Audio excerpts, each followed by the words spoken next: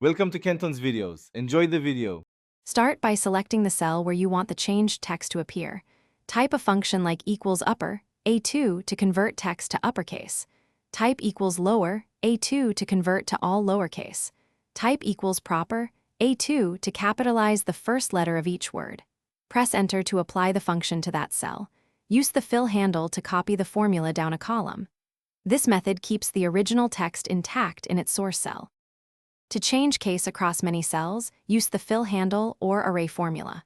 For example, enter equals array formula upper, A2, A100, to convert A2 through A100 to uppercase.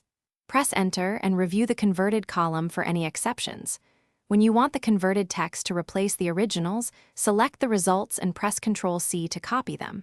Then choose Edit, Paste Special values only to overwrite the original text. If you prefer in-place conversion, use a small app script.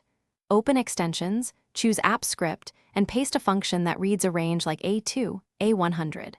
The script should convert each string with to uppercase, to lowercase, or proper case logic. Then write the converted values back into the same range. Save and run the script, and authorize access if prompted. This approach removes formula columns and leaves just the converted text in your sheet. Thanks for watching. Consider subscribing if we helped you.